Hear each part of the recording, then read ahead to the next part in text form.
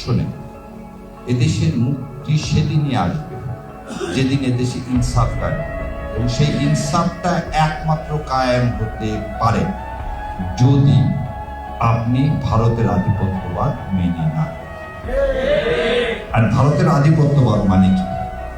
এত বলবে আমরা নামাজ পড়তে পারতেছি, মিছিল করতে পারতেছি, মিটিং করতে পারতেছি, ভারত কি করবে? ভারত কি করবে? দেখেন, এদেশে প্রথম জিনিসই আল্লাহর আইন এদেশে বাস্তবায়ন করার কথা জামাতে ইসলাম ছাড়া আর কেউ আছে বলার?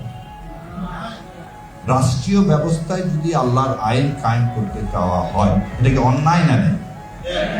কেন 91% লোক? এটা তো স্বাভাবিক। 91% লোক যেখানে মুসলমান, সেখানে তো আল্লাহর আইনই কায়েম হওয়ার কথা। সেখানে কি ধর্ম নিরপেক্ষতা কায়েম হওয়ার কথা? তাহলে আপনি ধর্ম নিরপেক্ষতা কেন রাখতেছেন? আজকে তেল নাই না কোনো পাম্পে?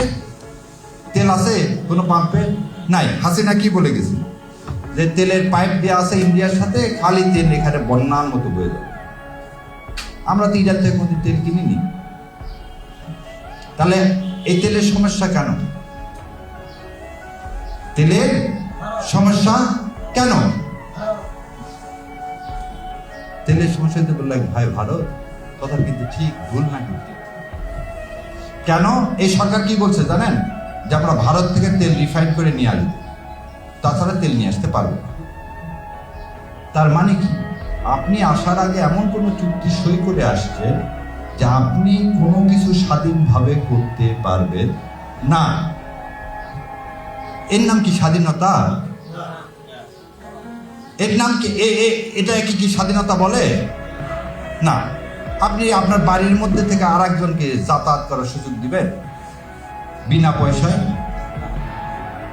শোনেন, এই বিনা পয়সার সুযোগ দিয়ে সিকিম নাই হয়ে গেছে।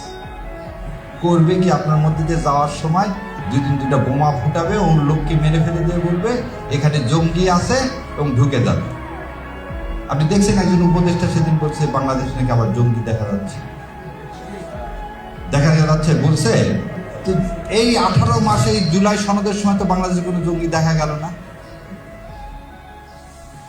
তার মানে কি? তার মানে একটাই হচ্ছে এদেশের মানুষ ওই 1905 সালের মতো মনে করে দেয় স্বাধীনভাবে মুসলমান হিসাবে সে মাথা উঁচু করে আল্লাহর আইন বাস্তবায়ন চাইবে। এটাই ভারত করতে দিবে না। আর এটার নামে হচ্ছে ভারতীয় আধিপত্যবাদ।